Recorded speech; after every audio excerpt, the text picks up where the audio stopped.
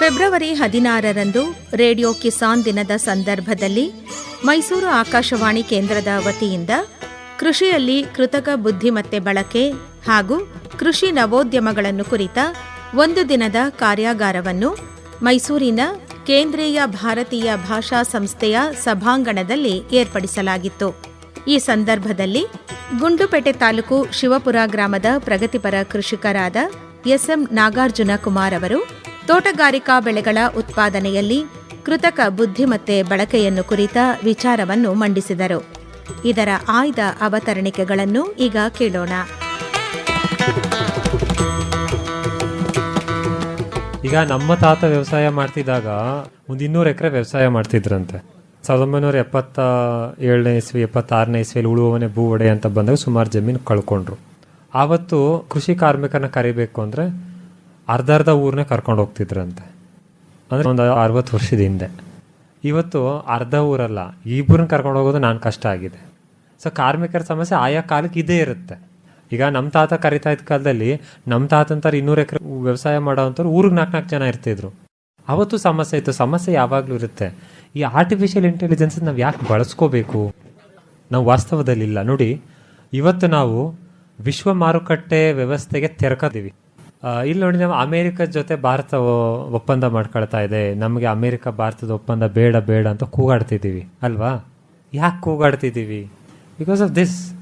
ಏನಕ್ಕೆ ಗೊತ್ತಾ? ಅಮೇರಿಕದಲ್ಲಿರೋ ಒಬ್ಬ ರೈತ, ಅವನು ಮೆಕ್ಕೆಜೋಳ ಬೆಳಿಬೇಕಂದ್ರೆ ಒಂದು ಎಕರೆಗೆ ಮೆಕ್ಕೆಜೋಳನ 45ರಿಂದ 50 ಕ್ವಿಂಟಾಲ್ ಬೆಳಿತಾನೆ. ನಾನು 20 ಕ್ವಿಂಟಾಲ್ ಬೆಳಿತೀನಿ. ನೀವು ಎಷ್ಟು ಬೆಳಿತಾರೆ ನಂಗೆ ಗೊತ್ತಿಲ್ಲ ಅಲ್ವಾ? ನಾನು ಅಮೇರಿಕದಲ್ಲಿರೋ ಒಬ್ಬ ರೈತ, ನಮ್ಮ ಒಬ್ಬರು ಸ್ನೇಹಿತರದ್ದು ಒಬ್ಬರು ರೈತ ಮಹಿಳೆ, ಅವ್ರಿಗೆ 2,500 ಎಕರೆ ಇದೆ.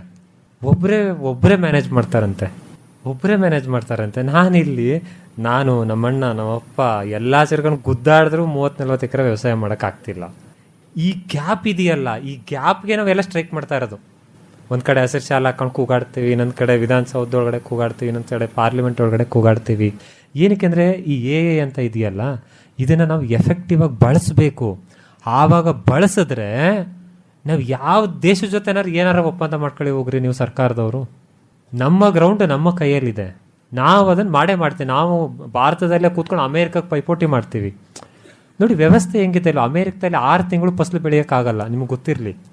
ಏನೊಂದು 4 ಬೆಲ್ಟ್ ಇರ್ಬೋದು, ಪ್ರೇರೀಸು, ಮೆಡವ್ಸು, ಕಾರ್ನ್ ಬೆಲ್ಟ್, ವೀಟ್ ಬೆಲ್ಟ್ ಅಂತ ಅಲ್ವಾ? ಭಾರತದಲ್ಲಿ ಎಲ್ಲಿದೆ? ಭಾರತದಲ್ಲಿ 150 ರೀತಿ ಬೆಳೆ ಅಂತ ಭೂಮಿ ಇದೆ ಅಲ್ವಾ? 365 ದಿನನೂ ಬೆಳೆ ಬೆಳಿತೀವಿ ನಾವು, ನಿಜ ತಾನೆ? ಹಂಗಿದ್ರು ನಾವು ಯಾಕೆ ಅಮೇರಿಕಕ್ಕೆ ಎದುರ್ಕತ್ತೀವಿ? ಯಾವುದೋ ಬೇರೆ ದೇಶಗಳಿಗೆ ನಾವು ಸೆಡ್ ಹೊಡಿಯೋಕೆ ಆಯ್ತಾ ಇಲ್ಲ ಅಂದರೆ ನಾವು ತಂತ್ರಜ್ಞಾನವನ್ನು ಬಳಸ್ತಾ ಇಲ್ಲ ಅಂತ. ಇನ್ನು ನಾವು ಹಿಂದೆ ಇದ್ದೀವಿ, ಮುಂದೆ ಬರಬೇಕು, ದಾಟ್ಕೊಂಡು ಬರಬೇಕು. ಆ ನಿಟ್ಟಿನಲ್ಲಿ ಆಕಾಶವಾಣಿ ಏನು ಈ ಪ್ರಸ್ತುತ ಸಂದರ್ಭದಲ್ಲಿ ಕಾರ್ಯಕ್ರಮ ಇಟ್ಕೊಂಡಿದ್ದು, ಇದು ನಿಜವಾಗ್ಲೂ ಬೇಕಾಗಿರ್ತಕ್ಕಂಥ ಕಾರ್ಯಕ್ರಮ. ಇದು ಆಗಲೇಬೇಕು.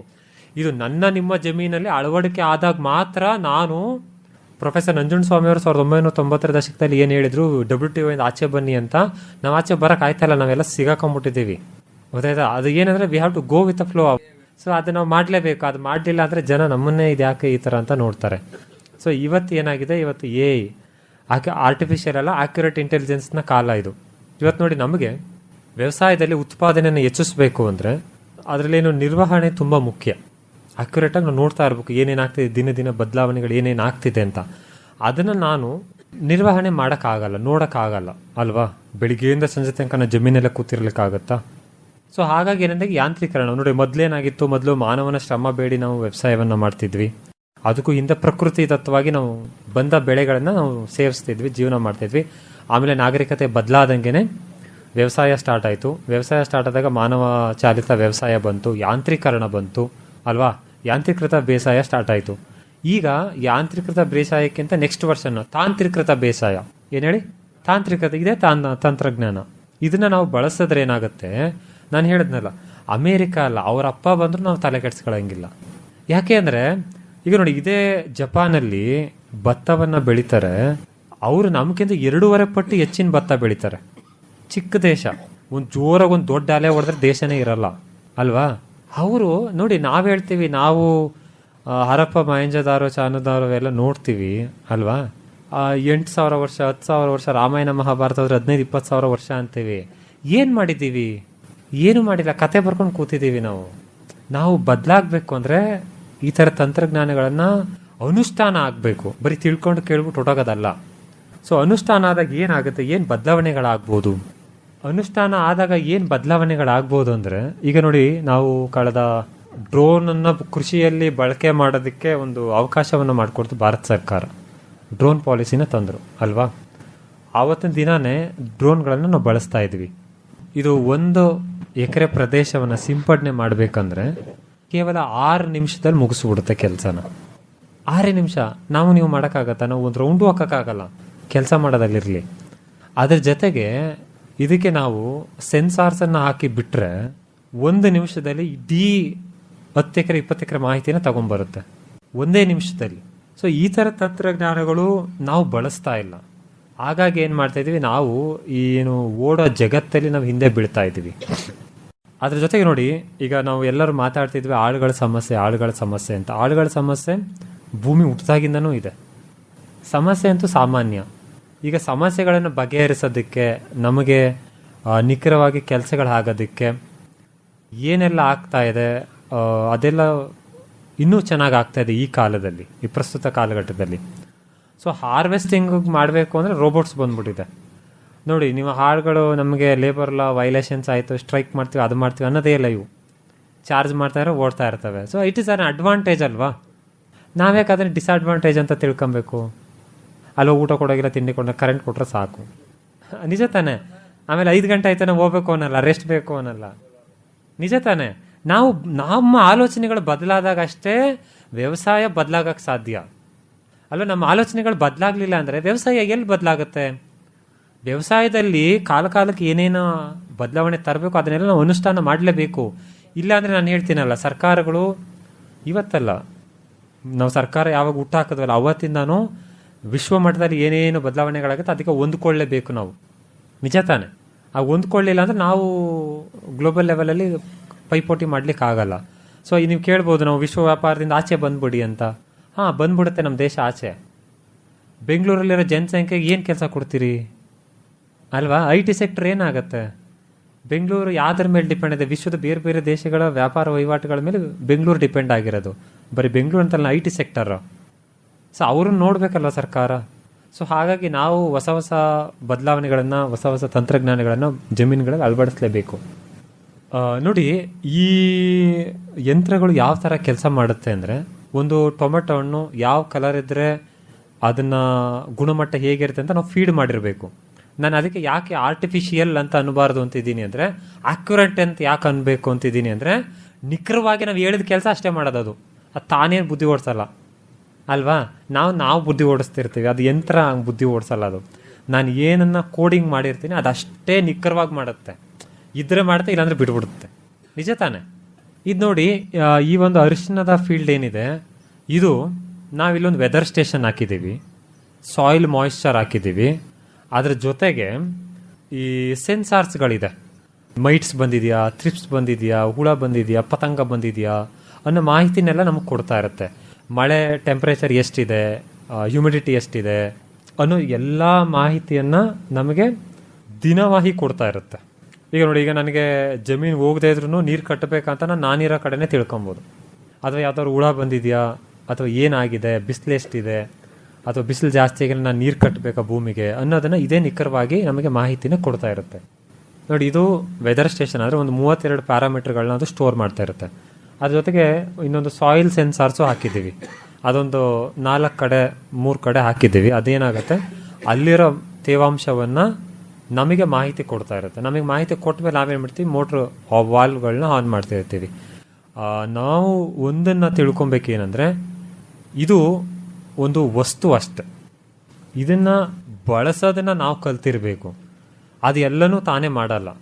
ಕೆಲವು ಸಲ ಅದು ಮಾಹಿತಿನ ನಮಗೆ ಕಂಟಿನ್ಯೂಸ್ ಆಗಿ ಫೀಡ್ ಮಾಡ್ತಾ ಬರ್ತಿರುತ್ತೆ. ಅದು ಯಾವುದು ಸರಿ ಯಾವುದು ತಪ್ಪು ಅನ್ನೋದು ನಾವು ವಿಶ್ಲೇಷಣೆ ಮಾಡಿ ನೆಕ್ಸ್ಟ್ ಕ್ರಮಗಳನ್ನು ಕೈಗೊಳ್ಳಬೇಕು. ನೀವು ಅಲ್ಲಿ ನೋಡ್ಬೋದು ಪೆಸ್ಟ್ಗಳು ಯಾವುದು ಬಂದಿದೆ ಅಂತ, 3ನೇ ಕಾಲಮ್ ಇದೆಯಲ್ಲ, ಇಲ್ಲಿ ಪೆಸ್ಟ್ ಯಾವ್ದ್ಯಾವ್ದಿದೆ ಅಲ್ವಾ. ಈ ಥರದೊಂದು ಡೇಟಾವನ್ನು ನಮಗೆ ಪ್ರತಿ ಸಲ ಕೊಡ್ತಾ ಇರುತ್ತೆ. ಸೊ ಇದರ ಆಧಾರದ ಮೇಲೆ ನಾವೇನು ಮಾಡ್ಬೋದು, ನಮ್ಮ ಕೆಲಸ ಇನ್ನೂ ಸರಳ ಆಗುತ್ತೆ. ಈಗ ನೀವು ಹುಳ ಬಂದಿದೆ ಅಂತ ಹೊಲನ ರೌಂಡ್ ಹಾಕ್ಲೇಬೇಕು ಅಂತ ಏನಿಲ್ಲ. ಸೆನ್ಸಾರ್ ಇರೋದ್ರಿಂದ ಏನಾಗುತ್ತೆ, ಹುಳ ಆರುತ್ತಲ್ಲ ಹೊಲದಲ್ಲಿ. ಸೊ ಆರ್ದಾಗ ಏನು ಮಾಡ್ತಾ ಅದು ಕ್ಯಾಪ್ಚರ್ ಮಾಡ್ಕೊಂಡ್ಬಿಟ್ಟಿರುತ್ತೆ. ಸೊ ಈ ಥರದ ಕೆಲಸಗಳು ಸರಳೀಕರಣ ಆಗ್ತಾ ಇದೆ. ಬೆಳೆ ಬೆಳೆಯೋದಕ್ಕಾದರೆ ಬೆಳೆ ಬೆಳೆದ ಮೇಲೆ ಈ ತಂತ್ರಜ್ಞಾನವನ್ನು ಹೇಗೆ ಬಳಸಬಹುದು. ಈಗ ನಮಗೆಲ್ಲ ಗೊತ್ತು, ಮಾವಿನನ್ನು ಹೋಗಿ ನಾವು ತಗೊಂಡಿರ್ತೀವಿ. ಮಾವಿನನ್ನು ತಗೊಂಡ ಮೇಲ್ಗಡೆ ಚೆನ್ನಾಗೇ ಇರುತ್ತೆ ಮಾವಿನಕಾಯಿ. ಮನೇಲಿ ಕಟ್ ಮಾಡ್ತಾರೆ, ಒಳಗಡೆ ಏನಾಗಿರುತ್ತೆ, ಹುಳ ಇರ್ಬೋದು ಅಥವಾ ಟಿಶ್ಯೂಸ್ ಬಂದಿರ್ಬೋದು ಅಥವಾ ಇನ್ನೇನಾದರೂ ಡ್ಯಾಮೇಜ್ ಆಗಿರ್ಬೋದು. ನೋಡಿ, ನಾವು ಯಾವಾಗಲೂ ಗ್ಲೋಬಲ್ ಕಾಂಪಿಟೇಟಿವ್ನೆಸ್ ಯಾಕೆ ಬೇಕು ಅಂದರೆ, ನನ್ನ ಗ್ರಾಹಕ ನನ್ನಿಂದ ತೊಗೊಂಡೋದನ್ನು ಮತ್ತೆ ನನ್ನ ಹತ್ರ ಬರಬೇಕು. ನಿಜ ಅಲ್ವಾ? ಈಗ ನೋಡಿ, ಫಾರ್ ಎಕ್ಸಾಂಪಲ್, ಈಗ ನಾವು ಯಾವುದೋ ಒಂದು ಬ್ರ್ಯಾಂಡ್ಗೆ ಯಾಕೆ ಹೋಗ್ಬಿಟ್ಟಿರ್ತೀವಿ, ಅದೇ ಬ್ರ್ಯಾಂಡ್ ಬೇಕು ಅಂತೀವಿ ಅಂದರೆ, ಆ ಗುಣಮಟ್ಟ ನಮ್ಮನ್ನು ಸೆಳೆದಿರುತ್ತೆ. ಅವನು ಕೊಡೋ ಗುಣಮಟ್ಟ ಇದೆಯಲ್ಲ, ಅದು ಅವನು ಏನು ಹೇಳ್ತಾನೆ ಅದಕ್ಕೆ ಬದ್ಧತೆ ಆಗಿರುತ್ತೆ. ನಿಜ ತಾನೆ? ಸೊ ಈಗ ನಾವು ರೈತರಲ್ಲಿ ಯಾಕೆ ನಾವು ಆ ಥರ ಆಗ್ತಿಲ್ಲ, ಈಗ ನಮ್ಮ ಗ್ರಾಹಕರು ಯಾಕೆ ನಮ್ಮ ಹತ್ರನೇ ಬರ್ತಿಲ್ಲ ಅಂದರೆ, ನಾವೇನು ಮಾಡಿರ್ತೀವಿ, ಏನೋ ಒಂದು ಹಣ್ಣು ಕೊಟ್ಟಿರ್ತೀವಿ, ಮೇಲ್ಗಡೆ ಅವ್ನಿಗೆ ಹಿಂಗೆ ನೋಡ್ಕೊಟ್ಟಿರ್ತೀವಿ, ಚೆನ್ನಾಗಿದೆ ಅಂತ. ಅದು ಕತ್ತರಿಸ್ದಾಗಲೇ ಗೊತ್ತಾಗೋದು ಹೇಗಿದೆ ಅಂತ. ಬಟ್ ಈಗ ಏನಾಗಿದೆ, ತಂತ್ರಜ್ಞಾನ ಅಡ್ವಾನ್ಸ್ ಆಗಿರೋದ್ರಿಂದ ಅದು ಕತ್ತರಿಸ್ತೇನೆ ಒಳಗೆ ಏನಿದೆ ಅಂತ ನೋಡ್ಕೊಬೋದು. ಬರೀ ಒಳಗೆ ಏನಿದೆ ಅಂತ ನೋಡೋದಷ್ಟೇ ಅಲ್ಲ, ಅದು ಯಾವ ಗುಣಮಟ್ಟಕ್ಕೆ ಒಳಪಡುತ್ತೆ ಅನ್ನೋ ಅದೇ ಬೈಫರ್ಕೇಟ್ ಮಾಡಿಬಿಡುತ್ತೆ ಯಂತ್ರನೇ. ಅದೇನೇ ಈ AI. ನೋಡಿ, ಈಗ ನೀವು ಈ ಮಾವಿನಕಾಯಲ್ಲಿ ನೋಡ್ಬೋದು, ಮಾವಿನಕಾಯಲ್ಲಿ ಸ್ಪಾಂಜಿ ಟಿಶ್ಯೂ ಅಂತ ಬರುತ್ತೆ. ಈ ಸ್ಪಾಂಜಿ ಟಿಶ್ಯೂನ ಸ್ಕ್ಯಾನ್ ಮಾಡಿ ಅದು ಚೆನ್ನಾಗಿದೆಯೋ ಮಾವಿನ ಹಣ್ಣು ಅಥವಾ ಮಾರಾಟಕ್ಕೆ ಯೋಗ್ಯನೋ ಅಥವಾ ಯೋಗ್ಯವಲ್ವೋ ಅನ್ನೋದನ್ನು ತಾನೇ ಗ್ರೇಡಿಂಗ್ ಮಾಡಿಬಿಡುತ್ತೆ ಅದು ಸ್ಕ್ಯಾನರು. ನೋಡಿ, ಇದೆಲ್ಲ ಸ್ಪಾಂಜಿ ಟಿಶ್ಯೂ ಇರ್ತಕ್ಕಂಥದ್ದು, ಅದು ಚೆನ್ನಾಗಿರೋ ಮಾವಿನ ಹಣ್ಣು. ಆವಾಗ ಏನು ಮಾಡ್ತೀವಿ, ಇದನ್ನು ನಾವು ಪ್ಯಾಕ್ ಮಾಡಿ ಯಾವ ದೇಶಕ್ಕೆ ಕಳಿಸಿದ್ರು ಅದರಿಂದ ಅಲ್ಲಿ ರಿಜೆಕ್ಷನ್ ಆಗಲ್ಲ, ಗುಣಮಟ್ಟ ಕಾಯ್ದುಕೊಂಡಿರುತ್ತೆ. ತಗೊಳ್ಳೋ ಗ್ರಾಹಕನೂ ಕೂಡ ಚೆನ್ನಾಗಿದೆ ಅಂತ ಸೇವಿಸ್ತಾನೆ.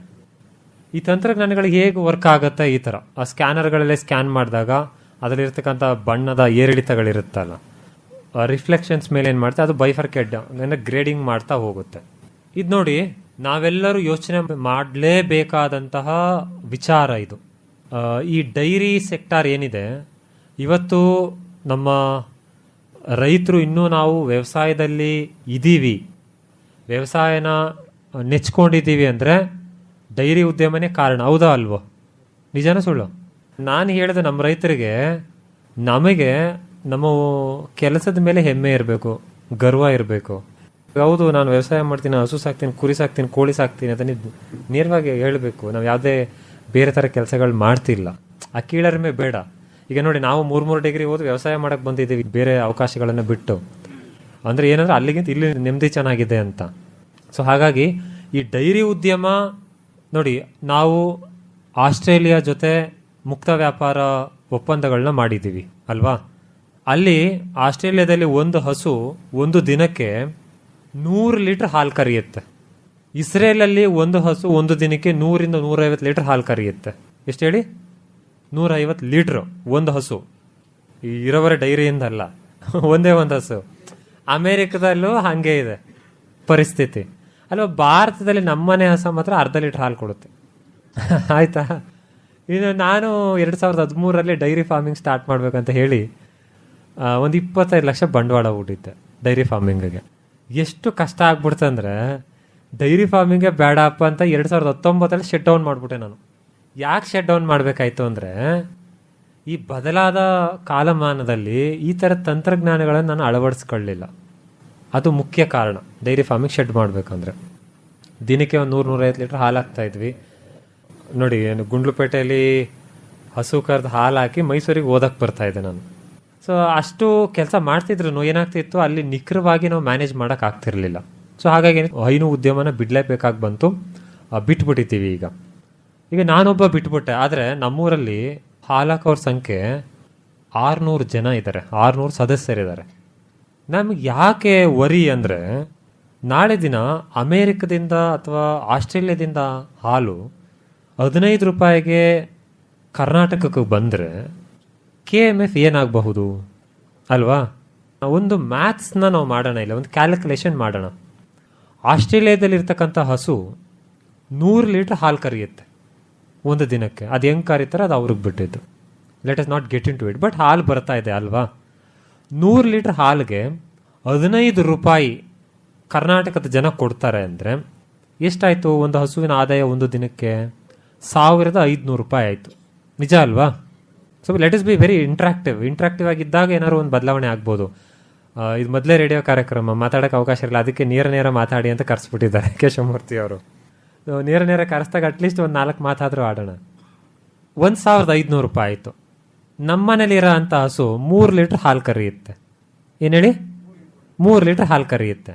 3 ಲೀಟ್ರ್ ಹಾಲಿಗೆ ನಾನು ನಮ್ಮ ಡೈರಿ ಕೊಡ್ತಾ ಇರ್ತಕ್ಕಂಥ 28 ರೂಪಾಯಿ ಅಥವಾ 32 ರೂಪಾಯಿ ಆ ರೇಂಜಲ್ಲಿ ಇದೆ ಅಲ್ವಾ. 31 ರೂಪಾಯಿ ಅಂತ 30 ರೂಪಾಯಿ ಅಂತ ಇಟ್ಕೊಂಡ್ಬಿಡೋಣ. 3 ಲೀಟ್ರ್ ಹಾಲಿಗೆ ಎಷ್ಟು ಆದಾಯ ಆಯಿತು? 100 ರೂಪಾಯಿನ ದಾಟಲಿಲ್ಲ, ದುರದೃಷ್ಟ. 90 ರೂಪಾಯಿ ಅಲ್ವಾ. ಅದೇ ಆಸ್ಟ್ರೇಲಿಯಾದಲ್ಲಿ ಇರೋ ಹಸು 40 kg ಮೇವೆ ಮೇಯೋದು ಅಲ್ವಾ. ನಮ್ಮಲ್ಲಿರ್ತಕ್ಕಂಥ HF ಹೋಲ್ಸ್ಟೈನ್ ಫ್ರೀಶನ್ ಆಗ್ಬೋದು, ಜೆರ್ಸಿ ಆಗ್ಬೋದು, ಬೇರೆ ಹಸುಗಳು ಅಷ್ಟೇ ಮೇಯೋದು ಅಲ್ವಾ. ನಿಜ ತಾನೆ?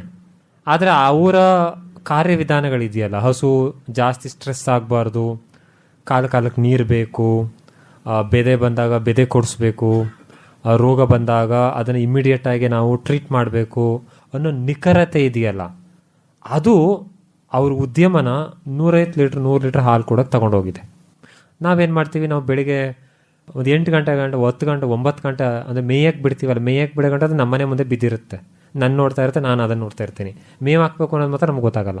ಅದು ಹಿಂಗೆ ನೋಡ್ತಾ ಇರುತ್ತೆ, ಮಾತು ಬರಲ್ವಲ್ಲ. ಏನಕ್ಕೆ ಗೊತ್ತಾ? ನಾನು 9 ಗಂಟೆಗೆ ಹೊಲಕ್ಕೆ ಹೋಗ್ತೀನಿ. 9 ಗಂಟೆಗೆ ಹೋಗ್ಬೇಕಾದ್ರೆ ಹಸು ಹೊಡ್ಕೊಂಡು ಹೋಗೋಣ, ಅದು ನಂದು ರೂಟೀನ್. ನೆಗ್ಲೆಕ್ಟ್ ಅಂತ ಅಲ್ಲ, ಬೇರೆ ಕೆಲಸ ಇರುತ್ತಲ್ಲ, ಮನೇಲಿ ಮಾಡಬೇಕಲ್ಲ, ಕಾಯಿ ಹಿಡಿಬೇಕು, ನೀರು ತರಬೇಕು, ಮತ್ತು ಇನ್ನೇನೋ ಮಾಡಬೇಕು, ಮಕ್ಕಳ ಸ್ಕೂಲಿಗೆ ಬಿಡಬೇಕು, ಬೇರೆ ಕಮಿಟ್ಮೆಂಟ್ಸ್ ಇರುತ್ತೆ. ಅದ್ರ ಜೊತೆಗೆ ಹಸುನ ಊರಲ್ಲಿ ಕಟ್ಕೊಂಡು ಮೇವನ್ನ ಹೊಲದಲ್ಲಿ ಇಟ್ಟಿರ್ತೀನಿ ಅಲ್ವಾ. ಬೇರೆ ಕಾರಣಗಳಿರುತ್ತೆ, ಅದನ್ನೆಲ್ಲ ನಾವು ತುಲನೆ ಮಾಡಬೇಕು. ತುಲನೆ ಮಾಡಿದಾಗ ಅಷ್ಟೇ ನಾವು ಸರಿ ಮಾಡೋಕ್ಕೆ ಸಾಧ್ಯ. ಸೊ ಇಲ್ಲೇನಾಗುತ್ತೆ, ನಮ್ಮ ಹಸು 90 ರೂಪಾಯಿ ದುಡೀತು ಒಂದು ದಿನಕ್ಕೆ. ಅದೇ ಆಸ್ಟ್ರೇಲಿಯಾದಲ್ಲಿರೋ ಹಸು 1500 ದುಡೀತು. ಆಸ್ಟ್ರೇಲಿಯಾದವ್ರು ಏನು ಮಾಡ್ತಾರೆ? ಅವ್ರೇನು ಮಾಡ್ತಾರೆ? ಒಂದು ಹಡಗನ್ನು ತಗೋತಾರೆ. ಹಡಗನ್ನು ತಗೊಂಡು ಹಡಗನ್ನ ಯಾಕೆ ತಗೋತಾರೆ ಗೊತ್ತಾ? ಚೀಪೆಸ್ಟ್ ಟ್ರಾನ್ಸ್ಪೋರ್ಟೇಷನ್ ಸರ್ವಿಸ್ ಇರೋದು ಹಡಗಲ್ಲಿ. ತುಂಬ ಚೀಪಾಗಿ. ನನ್ನ ಪ್ರಕಾರ ಒಂದು 10 ರೂಪಾಯಿಗೆ ಆಸ್ಟ್ರೇಲಿಯಾದಿಂದ ಹಾಲು ಕರ್ನಾಟಕಕ್ಕೆ ಬರುತ್ತೇನೋ. ಎಷ್ಟು ಹೇಳಿ? 10 ರೂಪಾಯಿಗೆ. ಆಸ್ಟ್ರೇಲಿಯಾದಲ್ಲಿ ಎಷ್ಟು ಹಾಲಿಗೆ? 15 ರೂಪಾಯಿ ಅಂತ ಇಟ್ಕೊಳ್ಳೋಣ. ಕರ್ನಾಟಕದವ್ರು ಕೊಡೋದು 10 ರೂಪಾಯಿ ಸಾರಿಗೆ ವೆಚ್ಚ ಹಾಕಿ. ಟ್ಯಾಕ್ಸ್ ಇಲ್ಲ, 0 ಟ್ಯಾಕ್ಸ್, ನೋ ಇಂಪೋರ್ಟ್ ಡ್ಯೂಟಿ. ಗೊತ್ತಿರಲಿ ನಿಮಗೆ, ಇದು ಹಾಟ್ ಟಾಪಿಕ್. 0 import duty. ಮೊದಲೇನಾಗ್ತಿತ್ತು? ಆಸ್ಟ್ರೇಲಿಯಾದಿಂದ ಹಾಲು ಬರ್ತಿದ್ರೆ ಅದಕ್ಕೆ ಹಾಕು 30 ರೂಪಾಯಿ ಟ್ಯಾಕ್ಸ್ ಹಾಕೊಂತಿದ್ವಿ ಅಲ್ವಾ. ಈಗ ಅದು ಇಲ್ಲ. ನೀವು ಎಲ್ಲರೂ ಮಾರ್ಕೊಳ್ಳಿ. ಹಸು ಯಾವುದಾದ್ರೇನು, ಹಾಲು ಎಲ್ಲಿಂದ ಬಂದ್ರೇನು, ಕುಡಿಯೋರು ನಮ್ಮವ್ರು ಆಗ್ಬೇಕಷ್ಟೇ ಅಲ್ವಾ. ನಿಜ ತಾನೆ? ಹಸು ಯಾವುದಾದ್ರೇನು, ಹಾಲು ಎಲ್ಲಿಂದ ಬಂದ್ರೇನು, ಕುಡಿಯೋರು ನಮ್ಮವ್ರು ಆಗಬೇಕು, ಗ್ರಾಹಕರಿಗೆ ಅತಿ ಕಡಿಮೆ ಸಿಗಬೇಕು. ವಾಣಿಜ್ಯ ವ್ಯಾಪಾರ ಒಪ್ಪಂದಗಳಾದಾಗ ಹಿಂಗೆ ಆಗೋದು. ನಾನು 4 ಕೇಳ್ತೀನಿ, ಅವ್ನು 4 ಕೇಳ್ತೀನಿ, ಅವ್ನ ಬೆನಿಫಿಟ್ಗೆ. ಸೊ ಇಲ್ಲಿ ಏನಾಯಿತು ನೋಡಿ, ನನ್ನ ಹಸು 90 ರೂಪಾಯಿ ದುಡಿತಾ ಇದೆ, ಅವನ ಹಸು 1500 ರೂಪಾಯಿ ದುಡಿತಾ ಇದೆ. ಅವನೇನು ಮಾಡ್ತಾನೆ? ನಂದು 30 ರೂಪಾಯಿ ಹಾಲು, 30 ರೂಪಾಯಿ ನಾನು ತೊಗೊಂಡು ಡೈರಿಗೆ ಹಾಕ್ತೀನಿ. ನನ್ನ ದಿನ 50 ರೂಪಾಯಿ ಕೊಡ್ತಿದ್ದೆ ಅಲ್ವಾ. ನನ್ನ ದಿನದ 50 ರೂಪಾಯಿ ತಾನೆ, ನೀವು ಹ್ಞೂ ಅನ್ಬೇಕು. 50 ರೂಪಾಯಿ ಹಾಲು. ಆಸ್ಟ್ರೇಲಿಯಾದವನು ಏನು ಮಾಡ್ತಾನೆ? ಕರ್ನಾಟಕದಲ್ಲಿ ತುಂಬ ಮಾರ್ಕೆಟ್ ಪೊಟೆನ್ಷಿಯಾಲಿಟಿ ಇದೆ, ಭಾರತದಲ್ಲಿ 150 ಕೋಟಿ ಜನ ಇದ್ದಾರೆ, ಇವ್ರಿಗೆ ಕಡಿಮೆ ಬೆಲೆಯಲ್ಲಿ ಉತ್ಪಾದನೆ ಮಾಡೋಕ್ಕೆ ಬರಲ್ಲ. ನಾವು ಏನಾದರೂ ಚೀಪಾಗಿ ಕೊಟ್ಟದಾದರೆ ಭಾರತ ದೇಶಕ್ಕೆ, ನಮ್ಮ ಮಾರ್ಕೆಟ್ ಪೊಟೆನ್ಷಿಯಾಲಿಟಿ ಏನಿದೆ ಅಂದರೆ, ಭಾರತದಲ್ಲಿ ಕೃಷಿಯ ವಹಿವಾಟಿದೆಯಲ್ಲ ಸುಮಾರು 150 ಲಕ್ಷ ಕೋಟಿ ರೂಪಾಯಿ ಇದೆ. ಆ 150 ಲಕ್ಷ ಕೋಟಿಯಲ್ಲಿ ಕನಿಷ್ಠ ಒಂದು 25% ನಾವು ಅಮೇರಿಕಕ್ಕೆ ತರ್ಬೋದು, ಒಂದು 30% ನಾವು ಆಸ್ಟ್ರೇಲಿಯಾಕ್ಕೆ ತರ್ಬೋದು ಅನ್ನೋ ಥಾಟ್ಸು ಓಡ್ತಾ ಇದೆ ಈಗ ಅವ್ರುಗಳಲ್ಲಿ. ಗೊತ್ತಾಯ್ತಾ? ಈಗ ನೋಡಿ, 150 ಕೋಟಿ ಜನ ಇಂಟು ದಿನಕ್ಕೆ 1 ಲೀಟ್ರ್ ಅಂದರೆ ಎಷ್ಟಾಯಿತು? 150 ಕೋಟಿ ಲೀಟ್ರ್ ಆಯಿತು ಹಾಲು ಅಲ್ವಾ. ಇಲ್ಲಿಂದ ಏನಾಗುತ್ತೆ? ಬೇರೆ ದೇಶದಿಂದ 10 ರೂಪಾಯಿಗೆ ನಮ್ಮ ದೇಶಕ್ಕೆ ಬಂದರೆ ಅವ್ರದ್ದು ಉತ್ಪಾದನೆ ವೆಚ್ಚ 15 ರೂಪಾಯಿ, ಇದು 10 ರೂಪಾಯಿ, ಎಷ್ಟಾಯಿತು? 25 ರೂಪಾಯಿ. 25 ರೂಪಾಯಿಗೆ ಗ್ರಾಹಕರಿಗೆ ಹಾಲು ಬಂತು. ನಿಮ್ಮ KMF ಹಾಲು ಎಲ್ಲಿ ಹೋಗುತ್ತೆ? ಯಾರು ತಗೊಳ್ತಾರೆ? ಮೆಲ್ಬೋರ್ನ್ ಮಿಲ್ಕ್ ಮಾರಾಯ, ಇದು ಇಂಪೋರ್ಟೆಡ್ ಮಿಲ್ಕು. 25 ರೂಪಾಯಿ. ಈ ನಮ್ಮ ಕೃಷ್ಣೇಗೌಡರು ಹಾಲು ಕರೆದಾಕ್ತಾರೆ 40 ರೂಪಾಯಿ ಅಂತಾರೆ. 40 ರೂಪಾಯಿ ಸಾಕಾಗಲ್ಲ ಅಂತ ಅಲ್ಲಿ ಹಸಿರು ಟವಲ್ ಹಾಕೊಂಡು ರಸ್ತೆ ಚಳುವಳಿ ಮಾಡ್ತಾರೆ, 60 ರೂಪಾಯಿ ಕೊಡಿ ಅಂತಾರೆ. ಆಮೇಲೆ ಮೆಲ್ಬರ್ನಿಂದ ನೋಡಿ, ಮೆಲ್ಬರ್ನಿಂದ ಆಸ್ಟ್ರೇಲಿಯಾದಿಂದ ಹಾಲು 25 ರೂಪಾಯಿಗೆ ಬರ್ತಾ ಇದೆ, ತಗೊಳ್ಳಿ 25 ರೂಪಾಯಿ ನಮ್ಮ ಜನ. ಸೊ ಈ ಕಾಂಪಿಟೇಟಿವ್ನೆಸ್ ಇದೆಯಲ್ಲ, ಇದನ್ನು ನಾವು ಬ್ರೇಕ್ ಮಾಡಬೇಕು ಅಂದರೆ ಈ ಥರ ತಂತ್ರಜ್ಞಾನಗಳನ್ನು ನಾವು ಬಳಸಲೇಬೇಕು, ಬೇರೆ ದಾರಿ ಇಲ್ಲ. ನಾವು ಮಾಡರ್ನೈಸೇಷನ್ ಆಗಲಿಲ್ಲ ಅಂದರೆ ನಮ್ಮ ಕೃಷಿ ಉದ್ಯಮ ನಮ್ಮ ಕೈ ಬಿಟ್ಟು ಹೋಗುತ್ತೆ. ನೋಡಿ, ಬೇರೆ ದೇಶಗಳ ಕೃಷಿಯನ್ನು ನೋಡಿದ್ರೆ, ನಮ್ಮ ದೇಶದ ಕೃಷಿ ವ್ಯವಸ್ಥೆಯನ್ನು ನೋಡಿದ್ರೆ, ಅಂದರೆ ಉತ್ಪಾದಕತೆಯಲ್ಲಿ ವೈವಿಧ್ಯತೆಯಲ್ಲ, ಉತ್ಪಾದಕತೆಯಲ್ಲಿ ನೋಡೋದಾದರೆ ನಾವು ತುಂಬ ಹಿಂದೆ ಉಳಿದಿದ್ದೀವಿ. ಒಂದಷ್ಟು ರೈತರುಗಳಂದ್ರೆ ಏನು 1% ಅಥವಾ 2% ರೈತರುಗಳು ಉತ್ಪಾದನೆನ ಕಾಂಪಿಟೇಟಿವ್ ಆಗಿ ಮಾಡ್ಬೋದು. ಅದನ್ನು ಬಿಟ್ಟರೆ 95% ರೈತರುಗಳು ನಾವುಗಳು ತುಂಬ ಇನ್ನೂ ಕೆಳಹಂತದಲ್ಲಿದ್ದೀವಿ. ಉತ್ಪಾದನೆ ತುಂಬ ಕಡಿಮೆ ಇದೆ. ಹಾಗಾಗಿ ಈ ಥರ ತಂತ್ರಜ್ಞಾನ, ಆರ್ಟಿಫಿಷಿಯಲ್ ಇಂಟೆಲಿಜೆನ್ಸ್ ಏನಿದೆ, AI ಬಳಸಿದಾಗ ಏನಾಗುತ್ತೆ, ನಮ್ಮ ಕೆಲಸ ಈಸಿ ಆಗುತ್ತೆ. ಹಸುಗೆ ಯಾವಾಗ ಮೇವು ಹಾಕಬೇಕು, ಹಸು ನೋಡಿ ಇಲ್ಲಿ ಏನಾಗುತ್ತೆ, ಹಸು ಕಾಲರ್ಗೆ ಒಂದು ಬ್ಯಾಂಡನ್ನು ಕಟ್ಟಿರ್ತಾರೆ, ಒಂದು ಸೆನ್ಸಾರ್ನ ಕಟ್ಟಿರ್ತಾರೆ. ಆ ಸೆನ್ಸಾರ್ ಹೆಂಗೆ ಮಾನಿಟರ್ ಮಾಡುತ್ತೆ ಅಂದರೆ, ಹಸು ಎಷ್ಟು ನಡೆದಿದೆ, ಎಷ್ಟು ಮಿಲ್ಕ್ ಹಾಕಿದೆ, ಆಯಿತಾ, ಎಷ್ಟು ಹಾಲು ಕೊಟ್ಟಿದೆ, ಅದರ ಜೊತೆಗೆ ಎಷ್ಟು ರೆಸ್ಟ್ ಮಾಡ್ತಾ ಇದೆ, ಇದಿಷ್ಟು ಮಾಹಿತಿಯನ್ನು ಕಲೆಕ್ಟ್ ಮಾಡ್ತಾ ಇರ್ತಾರೆ. ಅದ್ರ ಜೊತೆಗೆ ಬೆದೆಗೆ ಯಾವಾಗ ಬಂದಿದೆ ಅಂತ ಬಂದ ತಕ್ಷಣ ಏನಾಗುತ್ತೆ, ಸೆನ್ಸಾರ್ಗಳು ಬರುತ್ತೆ. ಬಂದ ತಕ್ಷಣ ನೀವು ಇಮಿಡಿಯೇಟ್ ಆಗಿ ಇಂಜೆಕ್ಷನ್ ಮಾಡಿಸ್ತೀರಾ? ಇಲ್ಲಿ ನಮ್ಮಲ್ಲಿ ಏನಾಗುತ್ತೆ, ಹಸು ಬೆದೆಗೆ ಬಂದಿದೆಯೋ ಇಲ್ಲವೋ ಅಂತ ನಮಗೆ ಗೊತ್ತಾಗಲ್ಲ. ನಾವೇನು ಮಾಡ್ತೀವಿ, 6 ತಿಂಗಳಾದರೂ ಹಾಲು ಕರಿತಾ ಇರ್ತೀವಿ ಅಲ್ವಾ? 6 ತಿಂಗಳಾದ್ರೂ ಹಾಲು ಕರೆದ್ರೆ ಏನಾಗುತ್ತೆ, ವಿತಿನ್ ಕರು ಹಾಕದ ಒಂದು 3 ತಿಂಗಳು ಒಳಗಡೆ ನಾವು ಬೆದೆ ಕೊಡಿಸ್ಲೇಬೇಕು, ಕೊಡಿಸ್ಲೇಬೇಕಲ್ವಾ? ಇನ್ಸೆಮಿನೇಷನ್ ಮಾಡಿಸ್ದಾಗ ಏನಾಗುತ್ತೆ, ನೆಕ್ಸ್ಟ್ ಇನ್ನೊಂದು ಗಬ್ಬ ಧರಿಸಿರುತ್ತೆ. 1 ವರ್ಷಕ್ಕೆ 1 ಕರು ಹಾಕಲೇಬೇಕು ಹಸುಗಳು. ನಿಜ ತಾನೆ? ಹಂಗೆ ಹಾಕ್ದಾಗಷ್ಟೇ ಜಾಸ್ತಿ ಹಾಲು ನಾವು ಲಾಭದಾಯಕವಾಗಿ ಮಾಡೋ ಅಂಥದ್ದು. ಈ ಥರದ ನಿಖರವಾಗಿ ಮಾನಿಟ್ರಿಂಗ್ ಮಾಡಲಿಲ್ಲ ಅಂದರೆ ಏನಾಗುತ್ತೆ, 6 ತಿಂಗಳು ಮುಂದೆ ಹೋಯ್ತು ಅಂದರೆ 4 ತಿಂಗಳು ಡ್ರೈ ಪೀರಿಯಡ್ ಬರುತ್ತೆ.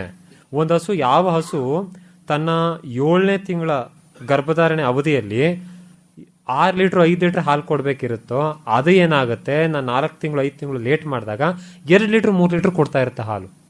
ನನಗೇನಾಗುತ್ತೆ, ಅದು ಸ್ಟ್ರೆಸ್ ಆಗ್ತಾರೆ, ಎಕನಾಮಿಕಲ್ ಸ್ಟ್ರೆಸ್ ಆಗಿ ಬರ್ಡನ್ ಆಗ್ತಿರುತ್ತೆ. ಅದು ನಾವು ಯಾರೂ ಯೋಚನೆ ಮಾಡಲ್ಲ.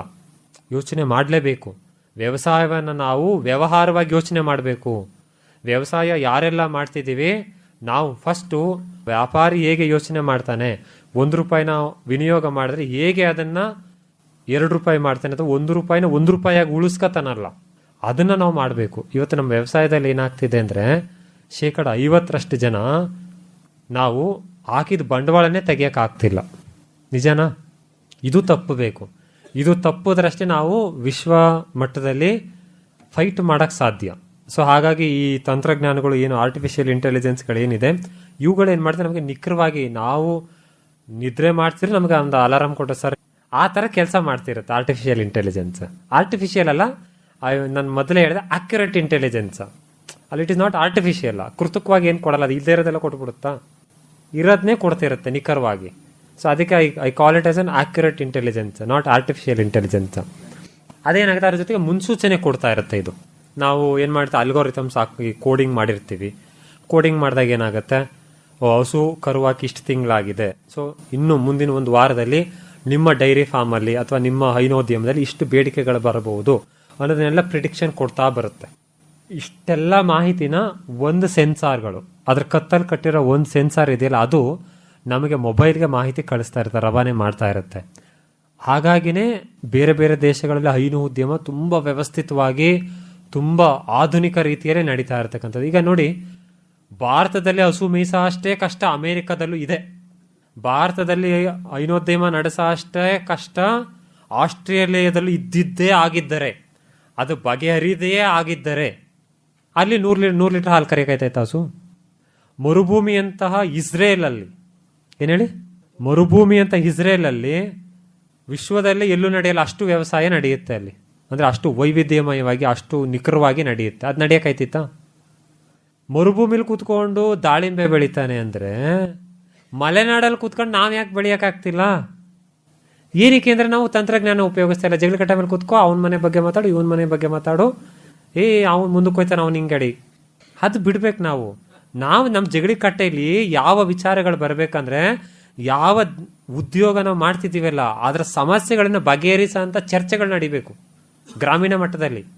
ನೋಡಿ, ಬಂಡವಾಳ ಹಾಕಿದ ತಕ್ಷಣ ರೈತ ಆಗ್ಬಿಡಲ್ಲ. ಕೃಷಿ ಏನೊಂದು ಮ್ಯಾಜಿಕ್ ಗೊತ್ತಾ? ನೀವು ಹೇಳ್ಬೋದು ಬಂಡವಾಳ ಅಂತ. ಇಲ್ಲ, ಬಂಡವಾಳದ ಬಗ್ಗೆ ನನಗೆ ನಂಬಿಕೆ ಇಲ್ಲ. ನಿಮ್ಮ ಬದ್ಧತೆ ಬಗ್ಗೆ ನಂಬಿಕೆ ಇರಬೇಕು. ಏನಕ್ಕೆ ಗೊತ್ತಾ ನೋಡಿ, ಒಂದು ಕಾಳು ಚೆಲ್ಲಿದ್ರೆ 1000 ಕಾಳಾಗುತ್ತೆ. ಅದು ಕೃಷಿ ಮ್ಯಾಜಿಕ್. ಒಂದೇ ಒಂದು ಕಾಳು ತಗೊಂಬನ್ನಿ, ನೀವು ಏನು ಬೇಕಾದ್ರೂ ಮಾಡ್ಬೋದು. ಏನಾಗಬೇಕು, ನಾವು ನಿಖರವಾಗಿ ವ್ಯವಸಾಯ ಮಾಡಬೇಕು, ಕಡಿಮೆ ಮಾಡಬೇಕು, ಕಡಿಮೆ ಮಾಡಿ ಹೆಚ್ಚು ಬೆಳೆ ಬೆಳೆಯೋದ್ರ ಕಡೆ ಗಮನ ಹರಿಸಬೇಕು. ನಾವು ಅದನ್ನು ಮಾಡಲಿಲ್ಲ ಅಂದರೆ ತುಂಬ ಕಷ್ಟ ಆಗುತ್ತೆ. ಇವತ್ತು ನಾವು ಸುಮಾರು ಜನ ರೈತರನ್ನ ನಾವು ಭೇಟಿ ಮಾಡ್ತಿರ್ತೀವಿ, ನೋಡ್ತಿದ್ದೀವಿ. ಸುಮಾರು ಉದಾಹರಣೆಗಳು ನಮ್ಮ ಮುಂದೆ ಇದೆ. ನಾನು ಸ್ವಲ್ಪ ಅನುಕೂಲಸ್ಥ ಕುಟುಂಬದಲ್ಲಿ ಬಂದಿದ್ರೂ ಸಹ ಆರ್ಥಿಕ ಏರಿಳಿತಗಳು ಎಲ್ಲರಿಗೂ ಇದ್ದೇ ಇರುತ್ತೆ. ಒಂದ್ಸಲ ಏನಾಯಿತು, ತೀರಾ ಆರ್ಥಿಕ ಮುಗ್ಗಟ್ಟಾಗ್ಬಿಡ್ತು. ನಮ್ಮ ವ್ಯವಸಾಯವನ್ನೇ ನಾವು ನಿಲ್ಲಿಸಬೇಕಾಗಿ ಬಂದ್ಬಿಡ್ತು. 30 ಎಕರೆ ವ್ಯವಸಾಯನ ಬರೀ 17 ಗುಂಟೆಗೆ ತರಬೇಕಾಗಿ ಬಂತು. ಇನ್ನು ಮಿಕ್ಕಿದ ಜಮೀನನ್ನೆಲ್ಲ ಬಿಟ್ಬಿಟ್ವಿ, ನಾವು ತಂಟೆಗೆ ಹೋಗಲಿಲ್ಲ. ಯಾಕೆ ಬಿಟ್ಬಿಟ್ವಿ ಅಂದರೆ ಎಕನಾಮಿಕಲ್ ಬರ್ಡನ್ ಆಗ್ತಿತ್ತು. ನಾವು ದುಡ್ಡು ಹಾಕೋಕ್ಕಾಗ್ತಿರ್ಲಿಲ್ಲ, ಬಂಡವಾಳನ ತೆಗಿಯೋಕ್ಕಾಗ್ತಿರ್ಲಿಲ್ಲ. ಆಗೇನು ಮಾಡಿದ್ವಿ, 17 ಗುಂಟೆಗೆ ಯಾಕೆ ಸ್ವಿಚ್ ಆನ್ ಆದ್ವಿ ಅಂತ ನೀವು ಕೇಳಬೇಕು. 17 ಗುಂಟೆಗೆ ಯಾಕೆ ಬಂದ್ಬಿಟ್ರಿ ಅಂತ. ನಾವು ಡ್ರಿಪ್ ಮಾಡಿದ್ವಲ್ಲ, 17 ಗುಂಟೆಗೆ ಒಂದೊಂದು ಗೇಟ್ ಮಾಡಿದ್ವಿ. ಒಂದು ಗೇಟ್ ಸೇರಿದ್ರೆ 17 ಗುಂಟೆಗೆ ನೀರು ಹೋಗೋದು. ಹಾಗೇನು ಮಾಡಿದ್ವಿ, ಒಂದೇ ಒಂದು ಚಿಕ್ಕ 17 ಗುಂಟೆಗೆ ಸೀಮಿತ ಆಗ್ಬಿಟ್ವಿ ನಾವು. ಜಮೀನು ಜಾಸ್ತಿ ಇದೆ, ಕೈಯಲ್ಲಿ ಬಂಡವಾಳ, ಆರ್ಥಿಕ ಮುಗ್ಗಟ್ಟು ಆ ಥರ ಆಗೋಯ್ತು. ಯಾಕೆ ನೀವು ಹೇಳಿದ್ರಲ್ಲ ಬಂಡವಾಳ ಇಲ್ಲ ಅಂತ. 17 ಗುಂಟೆಗೆ ಸೀಮಿತ ಆಗಿ 17 ಗುಂಟೆಯಲ್ಲಿ ಗರಿಷ್ಠ ಎಷ್ಟು ಉತ್ಪಾದನೆ ಮಾಡೋಕ್ಕಾಗುತ್ತೆ ಅದನ್ನು ಮಾಡಿದ್ವಿ ನಾವು. ನೆಕ್ಸ್ಟ್ ಏನು ಮಾಡಿದ್ವಿ, 17 ಗುಂಟೆನ 34 ಗುಂಟೆ ಮಾಡಿದ್ವಿ. 34 ಗುಂಟೆನ 4 ಎಕರೆ ಮಾಡಿದ್ವಿ. 4 ಎಕರೆನ 8 ಎಕರೆ ಮಾಡಿದ್ವಿ.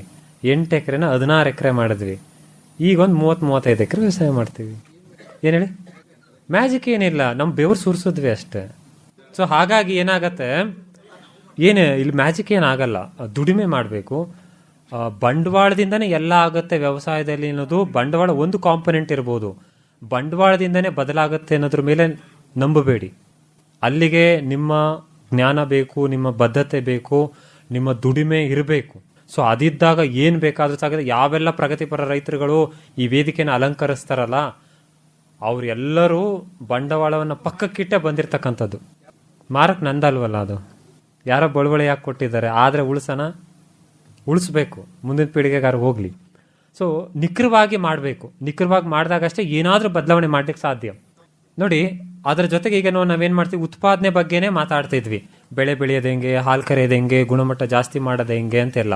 ನಾವು ಮಾವಿನ ಹಣ್ಣು ನೋಡಿದ್ವಿ, ಅದು ಸ್ಕ್ಯಾನ್ ಮಾಡಿ ಚೆನ್ನಾಗಿರೋದನ್ನ ಈ ಕಡೆ ಕಳಿಸೋದು, ಆ ಕಡೆ ಕಳಿಸುತ್ತೆ ಅಂತ. ನೋಡಿ, ಇಂಟೆಲಿಜೆನ್ಸ್ ಎಷ್ಟು ಮುಂದುವರೆದಿದೆ ಅಂದರೆ, ಇವತ್ತು ಯಾವ ವರ್ಷ, 2026 ಯಾವ ತಿಂಗಳು, ಫೆಬ್ರವರಿ ತಿಂಗಳು. ಅಲ್ಲಿ ಯಾವ ತಿಂಗಳು ಕಾಣ್ತಾ ಇದೆ, ಟರ್ಮರಿಕ್ ಫ್ಯೂಚರ್ಸ್ ಅಂತ ಇದೆಯಲ್ವಾ. ಪಕ್ಕದಲ್ಲಿ ಯಾವ ತಿಂಗಳು ಕಾಣ್ತಾ ಇದೆ, ಏಪ್ರಿಲ್ 2026. ಇನ್ನು ಏಪ್ರಿಲ್ ಬಂದಿಲ್ಲ, ನಾನು ಫೆಬ್ರವರಿಯಲ್ಲೇ ಇದ್ದೀನಿ, ಫೆಬ್ರವರಿ ಮಧ್ಯಭಾಗದಲ್ಲಿ ಇದ್ದೀನಿ ಅಲ್ವಾ. ಏಪ್ರಿಲಲ್ಲಿ may not be 100% true, may not be 100% accurate. ಒಂದು ರಫ್ ಸ್ಕೆಚ್ ಬರ್ತಾ ಇದೆ. ಫೆಬ್ರವರಿ ತಿಂಗಳಲ್ಲಿ ಇದ್ಕೊಂಡ್ರು ನಾನು ಮುಂದೆ 2-4 ತಿಂಗಳ ಅಡ್ವಾನ್ಸ್ ಆಗಿ ಯಾವ ಪ್ರೈಸ್ ಬರಬಹುದು ಮಾರ್ಕೆಟಲ್ಲಿ ನಾನು ಬೆಳೆದಿರತಂಥ ಉತ್ಪನ್ನಕ್ಕೆ. ಅರಿಶಿಣದ ಒಕ್ಕಣೆ ಸಮಯ ಇದು. ಅರಿಶಿಣದ ಒಕ್ಕಣೆ ನಾನು ಅರಿಶಿಣನ ಇಡಬೇಕಾ, ಕೊಟ್ಬಿಡ್ಬೇಕಾ ಅನ್ನೋದನ್ನ ಈ ತಂತ್ರಾಂಶಗಳ ಮೂಲಕ ನಾವು ತಿಳ್ಕೊಬೋದು. ಅದು ಯಾವಾಗಲೂ 100% ಆಗುತ್ತೆ ಅಂತ ಏನಿಲ್ಲ. ಒಂದು ರಫ್ ಆಗಿ ಕೊಡ್ತಾ ಇರುತ್ತೆ, ಬಹುಪಾಲು ಟೈಮು ಅಲ್ಲಿ ಬರ್ತಕ್ಕಂಥದ್ದು ನಿಜ ಆಗುತ್ತೆ. ಸ್ವಲ್ಪ ವಿಶ್ಲೇಷಣೆಗಳು ನಾವು ಸ್ವಲ್ಪ ಮಾಡ್ಕೊಬೇಕು, ಎಲ್ಲನೂ ಅದೇ ಹೇಳಲ್ಲ. ಅದೊಂದಷ್ಟು ಏನೊಂದು ಗ್ಲಿಂಪ್ಸ್ ಕೊಡ್ತಾ ಹಿಂಗಾಗ್ಬೋದು ಅಂತ. ಸೊ ಹಾಗಾಗಿ ನೋಡಿ, ಈಗ 14,000 ಮಾರ್ಕೆಟ್ ರೇಟ್ ನಡೀತಾ ಇದೆ. ಸೊ ಫ್ಯೂಚರ್ಸ್ ಅಂದರೆ ಮುಂದೆ, ಅಂದರೆ ಇದು ಹೆಂಗೆ ಕ್ಯಾಲ್ಕುಲೇಷನ್ ಅಲ್ಗಾರಿಥಮ್ಸ್ ಅಂದರೆ, ಬೇರೆ ಬೇರೆ ದೇಶಗಳ ವರ್ತಕರುಗಳು ಖರೀದಿ ಮಾಡ್ತಿರ್ತಾರಲ್ಲ, ಆ ಡೇಟಾನೆಲ್ಲ ಇದು ಅನಾಲಿಸಿಸ್ ಮಾಡ್ತಾ ಇರುತ್ತೆ. ಆರ್ಡರ್ಸ್ ಇಂಡೆಂಟ್ಗಳಾಗ್ತಾ ಇರ್ತಾರೆ ಇಲ್ಲಿ ಎನ್ಸಿಡೆಕ್ಸಲ್ಲಿ. ಆ ಎನ್ಸಿಡೆಕ್ಸಲ್ಲಿ ಇಂಡೆಂಟ್ ಬರೋ ಡೇಟಾಗಳನ್ನು ಇದೆಲ್ಲ ಕ್ಯಾಲ್ಕುಲೇಷನ್ ಮಾಡಿ ಒಂದು ಅಲ್ಗಾರಿಥಮ್ ಪ್ಲಸ್ ಆ್ಯಂಡ್ ಮೈನಸ್ ಮಾಡಿ ಇಷ್ಟಾಗಬಹುದು ಅಂತ ಹೇಳ್ತಾ ಇರುತ್ತೆ. ಇನ್ನೂ ಸುಮಾರು ತಂತ್ರಾಂಶಗಳಿದೆ ನಾವು ವ್ಯವಸಾಯದಲ್ಲಿ ನೋಡೋ ಅಂಥದ್ದು. ಸೊ ಇದು ಒಂದು ಕಮಾಡಿಟಿಗಳು ಸುಮಾರು ಕಮಾಡಿಟಿಗಿರುತ್ತೆ. ನೀವು ಯಾವ ಕಮಾಡಿಟಿಗೆ ಬೇಕಾದರೂ ನೋಡ್ಬೋದು. ಕಾಳು ಮೆಣಸಿಗೆ ಆಗ್ಬೋದು, ಬೇರೆ ಬೇರೆ ಏಲಕ್ಕಿಗೆ ಆಗ್ಬೋದು, ಯಾವುದಕ್ಕೆ ಬೇಕಾದರೂ ನೋಡ್ಬೋದು. ಯಾಕೆಂದರೆ ನಾವು ಸ್ವಲ್ಪ ಅರಿಶಿಣದ ಮೇಲೆ ಸ್ವಲ್ಪ ವ್ಯವಸ್ಥಿತವಾಗಿ ಕೆಲಸ ಮಾಡ್ತಿರೋದ್ರಿಂದ ಹಾಗಾಗಿ ಒಂದು ಬೆಳೆ ಬಗ್ಗೆ ಸ್ವಲ್ಪ ಕಾನ್ಸಂಟ್ರೇಟ್ ಮಾಡ್ತಿದ್ದೀವಿ ಅಷ್ಟೇ. ಅದನ್ನು ಬಿಟ್ಟರೆ ನಮ್ಮ ಈ ಏನು AI ಅಂತ ಇದೆ, ಇದು it is N advantage. And also ನಿಮಗೆ ಗೊತ್ತಿರಬೇಕು ಆ AI ಹೇಗೆ ಬಳಸಬೇಕಂತ. ಅದೆಲ್ಲನೂ ಮಾಡಲ್ಲ. ನೀವೇನು ಹೇಳ್ತೀರಾ ಅದನ್ನು ಚಾಚೂ ಚಪ್ಪದೆ ಮಾಡುತ್ತೆ ಅದು. ನೀವೊಂದು ಹಸು ಕುತ್ತಿಗೆಗೆ ಒಂದು ಕಾಲರ್ ಕಟ್ಬಿಟ್ಟು ನೀನು ಅದನ್ನು ನೋಡ್ಕೊಂಡ್ರೆ ಅದು ನೋಡ್ಕೊಳತ್ತೆ. ಅದು ನಿದ್ರೆ ಮಾಡದೆ ನೋಡ್ಕೊಳತ್ತೆ. ಅದು ನಿದ್ರೆ ಹೋಗ್ತಿದೆ ಅಂದರೆ ಒಂದು ಶೆಲ್ಗೆಲ್ಲಿ ಚೇಂಜ್ ಮಾಡ್ಬೇಕು ನೀವು ಅಷ್ಟೇ. ಸೊ ಅಷ್ಟು ಕೆಲಸನ ಈ ಎ ಐ ಮಾಡುತ್ತೆ. ಈ ಎ ಐ ಯಾಕೆ ಬೇಕು ಅನ್ನೋದು ನಿಮ್ಗೆ ಇವತ್ತು ಸ್ವಲ್ಪ ಮನವರಿಕೆ ಆಗಿದೆ ಅಂತ ನನಗನ್ಸುತ್ತೆ. ನೋಡಿ, ಅಂತಾರಾಷ್ಟ್ರೀಯ ಮಾರುಕಟ್ಟೆಯಲ್ಲಿ ನಾವು ಸರ್ವೈವ್ ಆಗಬೇಕು ಅಂದರೆ ಭಾರತೀಯ ಕೃಷಿ ಕ್ಷೇತ್ರದಲ್ಲಿ ಹೊಸ ಕ್ರಾಂತಿ ಆಗಬೇಕು. ನಾವು ಎಷ್ಟೇ ಹೋರಾಟ ಮಾಡ್ಬೋದು. ನೋಡಿ, ಕಳೆದ 50 ವರ್ಷದಲ್ಲಿ ರೈತ ಸಂಘ ಉಗಮ ಆಯ್ತಲ್ಲ, ಅಲ್ಲಿಂದನೂ ಹೋರಾಟ ನಡೀತಾ ಇದೆ ಅಲ್ವಾ. ಸೊ ಹೋರಾಟದ ಜೊತೆಗೆ ಒಂದಷ್ಟು ಬದಲಾವಣೆಗಳು ಆಗಲೇಬೇಕು. ಅದಾಗಲಿಲ್ಲ ಅಂದರೆ ತುಂಬಾ ಕಷ್ಟ ಆಗುತ್ತೆ. ಏಕೆಂದರೆ 65% ಜನ ಅಂದರೆ 150 ಕೋಟಿಯಲ್ಲಿ ಸುಮಾರು 80-85 ಕೋಟಿ ಜನ ಬೇರೆ ಉದ್ಯೋಗಗಳನ್ನು ಅವಲಂಬನೆ ಮಾಡಬೇಕು ಅಂದರೆ ಎಷ್ಟು ಕಷ್ಟ ಇದೆ ಅಲ್ವಾ. ಸೊ ಅಷ್ಟು ಕಷ್ಟ ನೀವು ತಿಳ್ಕೊಂಡ್ರೆ ಮುಂದೆ ನಿಮ್ಮ ನೆಕ್ಸ್ಟ್ ಜನ್ರೇಷನ್ ಏನಿದೆ ಅವ್ರುಗಳು ಕಷ್ಟಪಡೋ ಅವಶ್ಯಕತೆ ಇರಲ್ಲ. ನಾವು ವ್ಯವಸಾಯನ ವೃತ್ತಿಪರವಾಗಿ ತಗೊಳ್ತಾ ಇಲ್ಲ, ಅದು ಸಮಸ್ಯೆ. ಸುಮ್ಮನೇನೋ ಹಿಂಗಂತೀವಿ, ಹಿಂಗೆ ಬರ್ತೀವಿ. ವೃತ್ತಿಪರವಾಗಿ ತಗೊಂಡ್ರೆ ವ್ಯವಸಾಯದಲ್ಲೂ ಸಹ ಒಂದು ಜೀವನ ಇದೆ. ವ್ಯವಸಾಯದಲ್ಲೂ ತುಂಬ ಮ್ಯಾಜಿಕ್ಗಳು ನಡೀತಾ ಇದೆ. ತುಂಬ ವ್ಯವಸ್ಥಿತವಾಗಿ ಮಾಡೋ ಅಂಥವರು ಕೋಟಿ ಲೆಕ್ಕದಲ್ಲಿ ಸಂಪಾದನೆ ಮಾಡೋರು ಇದ್ದಾರೆ. ಏನು ಹೇಳಿ, 5 ಎಕರೆಯಲ್ಲಿ ಕೋಟಿ ಮಾಡಿರೋರು ನಾನು ಕಣ್ಣಾರೆ ನೋಡಿದ್ದೀನಿ. ಅದಿನ್ನೇನು ಬೆಳೆದಿಲ್ಲ, ಮೆಣಸಿಕಾಯಿ, ಹಾಗಲಕಾಯಿ ಇವುಗಳನ್ನು ಬೆಳ್ಕೊಂಡು 5 ಎಕರೆಯಲ್ಲಿ 1 ಕೋಟಿ. Can you just imagine? ನಾನು ನೋಡೇ ಇಲ್ಲ. ನಾನು 30 ಎಕರೆ ವ್ಯವಸಾಯ ಮಾಡಿದ್ರು ನಾ ಕೋಟಿ ಬಂದಿದೆ ಅಂತ ಲೆಕ್ಕನೇ ಹಾಕಿಲ್ಲ. ನಾನು ದಂಗಾಗ್ಬಿಟ್ಟೆ. ನಾವು ಇನ್ನೂ ಯಾವ ಕಾಲಘಟ್ಟದಲ್ಲಿ ಇದ್ದೀವಿ, ಏನು ಮಾಡೋಕ್ಕಾಗ್ತಿಲ್ವಲ್ಲ ನಾವುಗಳು ಅಂತ. ಅಂದರೆ ನಮ್ಮಲ್ಲಿ ಎಂತೆಂಥ ಬದಲಾವಣೆಗಳು ನಡೀತಾ, ಅದು ಸರ್ವವ್ಯಾಪಿ ಆಗಬೇಕು. ಆಗ ಅಮೇರಿಕಾನೇ ಭಾರತದ ಜೊತೆ ಮುಕ್ತ ವ್ಯಾಪಾರ ಒಪ್ಪಂದ ಮಾಡ್ತೀನಿ ಅಂದರೆ ಹಿಂದೆ ಎತ್ತಬೇಕು ಕಾಲ. ನಾನು ಭಾರತದ ಜೊತೆ ಪೈಪೋಟಿ ಮಾಡಲಿಕ್ಕಾಗಲ್ಲ ಅಂತ ದಿನ ಸೃಷ್ಟಿ ಮಾಡತಕ್ಕಂಥದ್ದು ನೀವುಗಳೇ. ನಿಮ್ಮ ಒಂದು ಬದಲಾವಣೆ ಇಡೀ ವಿಶ್ವವನ್ನೇ ಬೆರಗುಗೊಳಿಸಬಹುದು. ಹಾಗಾಗಿ ಹೊಸ ಹೊಸ ತಂತ್ರಜ್ಞಾನಗಳು ನಿಮ್ಮ ಜಮೀನುಗಳಲ್ಲಿ ನೆಲೆ ಊರಿ ಏನು ವ್ಯಾಪಿಸ್ಲಿ ಅಂತ ಹೇಳ್ತಾ 91 64 04 98 08 91 64 04 9808 91 64 04 9808. ನೀವು ಗೂಗಲಲ್ಲಿ ನಾಗಾರ್ಜುನ ಅಂತ ಟೈಪ್ ಮಾಡಿದ್ರೆ ಬರುತ್ತೆ. ಅದು ಕೆಲವು ಸಲ ಈ ನಂಬರ್ ಸಿಗಲ್ಲ. ಏನಕ್ಕೆ, ನಾವು ಅಲ್ಲಿ ಇಲ್ಲಿ ಸುತ್ತಾ ಇರ್ತೀವಿ. ಇನ್ ಕೇಸ್ ಏನಾದ್ರು ಬೇಕು ಅಂದರೆ ವಾಟ್ಸಪ್ಪಲ್ಲಿ ಒಂದು ಮೆಸೇಜ್ ಹಾಕ್ಬಿಡಿ, ನಾನೇ ನಿಮಗೆ ಕಾಲ್ ಮಾಡ್ತೀನಿ. ಈ ಒಂದು ಕಾರ್ಯಕ್ರಮವನ್ನು ಆಯೋಜನೆ ಮಾಡಿರ್ತಕ್ಕಂತಹ ನಮ್ಮ ಆಕಾಶವಾಣಿಗೆ ಧನ್ಯವಾದಗಳನ್ನು ಹೇಳ್ತಾ ನನ್ನ ಮಾತನ್ನು ಮುಗಿಸ್ತಾ ಇದ್ದೀನಿ. Thank you. ವಿಚಾರ ಮಂಡನೆಯ ನಂತರ ರೈತರೊಂದಿಗಿನ ಸಂವಾದ ಕಾರ್ಯಕ್ರಮ ಏರ್ಪಡಿಸಲಾಗಿತ್ತು. ನನ್ನ ಹೆಸರು ನಾಗಪ್ಪ KP ಅಂತೇಳಿ, ಕಕ್ಕರೆಟ್ಟಿ ಅಂತ ಸಣ್ಣ ಗ್ರಾಮ. ಈಗ ನನ್ನ ಕ್ವಶನ್ ನಮ್ಮ ನಾಗಾರ್ಜುನ ಸರ್ ಅವ್ರಿಗೆ, ಡೈರಿ ಹಸುಗಳ ಬಗ್ಗೆ ಡ್ರೈ ಪೀರಿಯಡ್ ವಿಷಯನ ರೈತರಿಗೆ ಮಾಹಿತಿ ತಿಳಿಸುವುದು ಹೇಗೆ? ಈ ಮಾಹಿತಿ ರೈತರಿಗೆ ಯಾರಿಗೂ ಗೊತ್ತಿಲ್ಲ. ಎಡವಟ್ಟಾಯ್ತಾ ಇರೋದೇ ರೈತರು, ಇಲ್ಲೇ ಎಡವುತ್ತಾ ಇರೋದು. ಆದ್ದರಿಂದ ತಾವು ಇದ್ರ ಬಗ್ಗೆ ಒಂಚೂರು ಗಮನ ಕೊಡ್ಬೇಕು. ಯಾರು ಇಲ್ಲ ಅಂತ ಹೇಳಕ್ ಬರಲ್ಲ. ನೋಡಿ, ಪಶುವೈದ್ಯಕೀಯ ಇಲಾಖೆ ಇದೆ, ಡೈರಿಗಳು ಇಲಾಖೆ ಇದೆ, ರೈತರಿಗೆ ಗೊತ್ತನೇ ಇಲ್ಲ. ನಾವೇ ಉದಾಹರಣೆಗಳು ಸುಮಾರು ಇದೆ. ಇಲ್ಲಿ ಏನಾಗುತ್ತೆ, ಕೆಲವು ಸಲ ನಾವು ಸಹ ಹುಡುಕಲ್ಲ. ಈಗ ನೋಡಿ, ಆಕಾಶವಾಣಿ ಕಾರ್ಯಕ್ರಮ ಮಾಡ್ತಾ ಇದೆ. ಆಕಾಶವಾಣಿ ಕಾರ್ಯಕ್ರಮ ಎಲ್ಲರಿಗೂ ಮಾಡ್ತಾ ಇದೆ ಅಂತ ಗೊತ್ತಿಲ್ಲ. ಯಾರು ಆಕಾಶವಾಣಿ ಸಂಪರ್ಕದಲ್ಲಿದ್ದಾರೆ ಅವ್ರಿಗೆ ಮಾತ್ರ ಗೊತ್ತಿರುತ್ತೆ. ವಿಶ್ವವಿದ್ಯಾನಿಲಯ ಸುಮಾರು ಕಾರ್ಯಕ್ರಮಗಳು ಮಾಡ್ತಿರುತ್ತೆ. ಅಂದರೆ ನಾವು ನಮಗೇನು ಬೇಕು ಅನ್ನೋದನ್ನು ನಾವು ಹುಡುಕ್ತಾ ಇರಬೇಕು. ಆವಾಗ ಏನಾಗುತ್ತೆ, ನಮ್ಮ ನವೀನ್ ಅಂತ ಹೇಳಿದರು, ನಾವು ಬಯಸ್ತಾ ಇದ್ದಾಗ ದೇವರೇ ಒಂದು ದಾರಿಯನ್ನು ಕೊಡ್ತಾರೆ ಅಂತ. ಹಾಗಾಗಿ ಕಾರ್ಯಕ್ರಮಗಳು ನಡೀತಾ ಇದೆ. ರೈತರು ಹುಡುಕೋ ಪ್ರಯತ್ನ ಮಾಡಬೇಕು, ಆಗ ಸಿಗುತ್ತೆ. ಶ್ರೀಕಾಂತ್ ಬಡಿಗೇರ್ ಅಂತ, ನೇಟಿವ್ ಆಫ್ ಧಾರವಾಡ, ಸೆಟಲ್ ಇನ್ ಮೈಸೂರು. ನಾನು ಕೃಷಿ ಇಲಾಖೆಯಲ್ಲಿ ಛಾಯಾಗ್ರಾಹಕನಾಗಿ ರಿಟೈರ್ಡ್ ಆದೆ. ಈಗ ಏನೋ ಒಂದು ರೈತರ ಜೊತೆಲಿ ಒಡನಾಟದಲ್ಲಿ ಇದ್ದಿದ್ದರಿಂದ ನಾನು ಸ್ವಲ್ಪ ಜಮೀನು ತೊಗೊಂಡು ಜಮೀನಲ್ಲಿ ವರ್ಕ್ ಮಾಡ್ತಾ ಇದ್ದೇನೆ. ತುಂಬ ಕಷ್ಟ ನೋವುಗಳನ್ನ ಅನುಭವಿಸಿ ಬಿಡ್ತಾ ಇಲ್ಲ ಮತ್ತು ಮುಂದುವರಿಕೆ ಪ್ರಯತ್ನ ಮಾಡ್ತಾಯಿದ್ದೇನೆ. ಬಟ್ ಇಲ್ಲಿ ಒಂದು ನನ್ನ ಪ್ರಶ್ನೆ ಏನಂದರೆ, ನಾಗಾರ್ಜುನ ಅವ್ರಿಗೆ ಅವರೊಂದು ತುಂಬ ಚಿಕ್ಕ ವಯಸ್ಸಲ್ಲಿ ತುಂಬ ಸಾಧನೆ ಮಾಡಿದ್ದಾರೆ. ಆ ಸಾಧನೆ ಬರೀ ಚಾಮರಾಜನಗರಕ್ಕೆ ಮಾತ್ರ ಆಗದೇ ಸ್ವಲ್ಪ ಮೈಸೂರು ಜಿಲ್ಲೆಗೂ ಬೆಳೆಯೋ ರೀತಿಯಲ್ಲಿ ತಾವು ಪ್ರೋತ್ಸಾಹಿಸಬೇಕು ಅನ್ನೋದು ನನ್ನೊಂದು ಕೋರಿಕೆ. ಸಾಧನೆ ಏನು ಮಾಡಿಲ್ಲ, ಸಾಧನೆ ಹಾದಿಗೆ ಈಗ ತಾನೇ ಹೆಜ್ಜೆ ಇಡ್ತಾ ಇದ್ದೀನಿ ಅಷ್ಟೇ. ಏನು ನಿಮ್ಮ ಸಲಹೆ ಏನಿದೆ ನಾವು ಅದನ್ನು ಖಂಡಿತವಾಗೂ ಸ್ವೀಕರಿಸ್ತಿದ್ದೀವಿ. ಬರೀ ಈಗ ನಿಮ್ಮ ಮಾಹಿತಿಗಿರಲಿ, ನಾವು ಬರೀ ಚಾಮರಾಜನಗರ ಜಿಲ್ಲೆಗೆ ಮಾತ್ರ ಕೆಲಸ ಮಾಡ್ತಾ ಇಲ್ಲ, ರಾಜ್ಯದ ಉದ್ದಗಲಕ್ಕೂ ಯಾವುದೇ ಜಿಲ್ಲೆಯ ಯಾವುದೇ ಪ್ರತಿನಿಧಿಗಳು ನಮ್ಮನ್ನು ಸಂಪರ್ಕ ಮಾಡಿದ್ರು ಅವರಿಗೆ ಏನಾಗಬೇಕು ಅದನ್ನೆಲ್ಲವೂ ನಮ್ಮ ಕಡೆಯಿಂದ ಆದಷ್ಟು ಬಗೆಹರಿಸ್ತಾ ಇದ್ದೀವಿ. ಹಾಗಾಗಿ ನಿಮ್ಮದು ಅಥವಾ ನಿಮಗೆ ಯಾವುದಾದ್ರೂ ಸಮಸ್ಯೆಗಳು ಈ ಥರ ಇದೆ ಅಂತ ಇದ್ದರೆ ದಯಮಾಡಿ ನಮ್ಮ ಗಮನಕ್ಕೆ ತಾನೆ, ನಮ್ಮ ಕೈಲಾದಂತಹ ನೆರವನ್ನು, ನಮ್ಮ ಕೈಲಾದಂಥ ಸಹಕಾರಗಳನ್ನ ಮಾಡ್ತೀವಿ. ಧನ್ಯವಾದಗಳು. ನಮಸ್ಕಾರ ಎಲ್ರಿಗೂ. ನನ್ನ ಹೆಸರು ಪ್ರಶಾಂತ್ ಅಂತ, ಪಾಂಡವಪುರದಿಂದ. ಸೊ ಇವತ್ತಿನ ಕಾನ್ಸೆಪ್ಟ್ ಬಂದು ಎ ಅಂತ ಇದೆ. ಇದು ಬಂದಿರೋದು ಪ್ರಮುಖವಾಗಿ ಇವತ್ತು ಮಾರ್ಕೆಟಲ್ಲಿ ಟೊಮೊಟೊ ರೇಟು 1,000 ರೂಪಾಯಿ ಇದೆ ಅಂತ ತಿಳ್ಕೊಳ್ಳಿ. ಇವತ್ತು ರೈತ ಬೆಳಿಬೋದಾ? ಅದು ತಪ್ಪು. ಏನು ಮಾಡಬೇಕು ಅಂತಂದರೆ, ಈಗ ಒಂದು ತಿಂಗಳಿಂದ ಎಷ್ಟು ಅಂಗಡಿಗಳಿಂದ ಎಷ್ಟು ಟೊಮೊಟೊ ಸಸಿಗಳು ಖಾಲಿಯಾಗಿದೆ, ಯಾವ್ಯಾವ ಏರಿಯಾಗಳಲ್ಲಿ ಟೊಮೊಟೊಗೆ ರೋಗ ಬಂದಿದೆ, ಸರಿನಾ? ಹೋದ ವರ್ಷ ಇದೇ ತಿಂಗಳಲ್ಲಿ ಮಾರ್ಕೆಟಲ್ಲಿ ಪ್ರೈಸ್ ಎಷ್ಟಿತ್ತು, ಆವಾಗ ಎಷ್ಟು ಮಾಲ್ ಬತ್ತಿತ್ತು, ಅಂದರೆ ಎಷ್ಟು ಪ್ರೊಡಕ್ಷನ್ ಇತ್ತು, ಅದ್ರ ಮೇಲೆ ಏನ ತಿಳ್ಕೊಳ್ಬೇಕು. ಈಗ ಹೇಗೆ ವೇವ್ಸ್ ಇದೆ, ನಮ್ಮ ಪ್ರಸಾರ ಭಾರತದ ವೇವ್ಸ್ ಬಂದಿದೆ, OTT ಆ್ಯಪ್ಸ್ ಎಲ್ಲ ಅಲ್ಲೇ ಇದೆ, ಫಿಲಮ್ಸ್ ಇದೆ, ರೇಡಿಯೋಸ್ ಇದೆ, ನ್ಯೂಸ್ ಇದೆ, ಎಲ್ಲ ಇದೆ. ಸೊ ಅದೇ ರೀತಿ ಗೌರ್ಮೆಂಟಿಂದನೇ ಒಂದು AI ಒಂದು ಆ್ಯಪ್ನ ಕಂಡಿಡಿದ್ರೆ, so each and every farmer ಇವತ್ತು ನಾನು ನಾಳೆ ಒಂದು ಬಿತ್ತನೆ ಮಾಡ್ತೀನಿ ಅಂದರೆ ಅವನು ಗೌರ್ಮೆಂಟಲ್ಲಿ ನಾನು ಇಂಥ ಬೆಳೆ ಬೆಳೀತಿದ್ದೀನಿ, ಇಂಥ ಅಂಗಡಿಲಿ ತರಕಾರಿ ಬೀಜ ತೊಗೊಂಡಿದ್ದೀನಿ ಅಂತ ಅವ್ನು ಹಾಕ್ಲೇಬೇಕು, ಸರಿನಾ? ಈಗ ಯಾರೋ ನಮ್ಮ ಪಾಂಡುಪುರದಲ್ಲಿ ಒಬ್ಬ ಬೆಳೆಬಿಟ್ರೆ ನಮ್ಮೂರು ತಾಲೂಕಲ್ಲಿ ವಿಚಾರಿಸಿರ್ತೀವಿ, ಯಾರೋ ಟೊಮೆಟೊ ಬೆಳೀತಾರೆ, ಇಲ್ಲ ಕಣಪ್ಪ ಬರೀ 10,000 20,000 ಹೋಗಿದೆ ಅಂತ ಅಂತಾರೆ. ಆದರೆ ನಾಸಿಕಲ್ಲಿ ಲೋಡ್ ಗಟ್ಟಲೆ ಬಂದು ಬೀಳ್ತವೆ ಟೊಮೊಟೊ. ಸೊ ಅಲ್ಲಿ ನಾವು ಹಿಡಿತಾ ಇದ್ದೀವಿ. ಇದಕ್ಕೆ ಮೇಯ್ನಾಗಿ ನಮಗೆ ಬೇಕು. ಒಬ್ಬ ರೈತ ನಾಳೆ ಏನು ಬೆಳಿತೀನಿ ಅನ್ನೋದು ಹಿಡಿದು ಅವ್ನು ಏನು ಬೆಳೆದ್ರೆ ಏನು ಔಷಧಿ ಹಾಕ್ಬೇಕು ಅಂತ ಹಿಡಿದ್ರು ಯಾವ ತಿಂಗಳಲ್ಲಿ ಅವನಿಗೆ ಲಾಭ ಬರುತ್ತೆ ಅನ್ನೋದಂಟು ಅದು ಮಾಹಿತಿ ಇರಬೇಕು. ಯಾವ ಮಾರ್ಕೆಟಲ್ಲಿ ಜಾಸ್ತಿ ಸಿಗುತ್ತೆ ಅಂತಲೂ ಮಾಹಿತಿ ಇರಬೇಕು. ಇದನ್ನು ದಯವಿಟ್ಟು ಹಾರ್ಟಿಕಲ್ಚರ್ ಡಿಪಾರ್ಟ್ಮೆಂಟು ಮತ್ತು ಅಗ್ರಿಕಲ್ಚರ್ ಡಿಪಾರ್ಟ್ಮೆಂಟು ಸ್ವಲ್ಪ ಸರ್ಕಾರದ ಗಮನಕ್ಕೆ ತರಬೇಕು. ಇವಾಗ ನೀವು ಒಂದು ಪ್ರಶ್ನೆ ಕೇಳಿದ್ರಿ, ಆರ್ಟಿಫಿಷಿಯಲ್ ಇಂಟೆಲಿಜೆನ್ಸು ನಮಗೆ ಮಾರ್ಕೆಟ್ ಪ್ರಿಡಿಕ್ಷನ್ ಕೊಡಬೇಕು ಅಂತ ಹೇಳಿ. ಆ ಮಾರ್ಕೆಟ್ ಪ್ರಿಡಿಕ್ಷನ್ ಕೊಡಬೇಕು. ಎಷ್ಟು ವರ್ಷದಿಂದ ವ್ಯವಸಾಯ ಮಾಡ್ತಿದ್ರ? 5 ವರ್ಷದಿಂದ. ಎಷ್ಟು ವರ್ಷ ಬೆಳೆ ಸಮೀಕ್ಷೆ ನಿಮ್ಮ ಮೊಬೈಲಲ್ಲಿ ಮಾಡಿದ್ದೀರಾ? ನಾನು 3 ವರ್ಷದಿಂದ ಮಾಡ್ತಿದ್ದೀನಿ ನಿಮ್ಮ ಮೊಬೈಲಲ್ಲಿ. 3 ವರ್ಷದಿಂದ? ಹೌದು. ಎಷ್ಟು ಋತುವಲ್ಲಿ ಮಾಡಿದ್ದಾರೆ ಒಂದು ವರ್ಷಕ್ಕೆ? ಎರಡು ಟ್ರಿಪ್ ಮಾಡ್ತೀವಿ. 3 ಟ್ರಿಪ್ ಮಾಡ್ತಾ ಇಲ್ಲ? ಇಲ್ಲ. ಕೂತ್ಕೊಳ್ಳಿ ದಯಮಾಡಿ.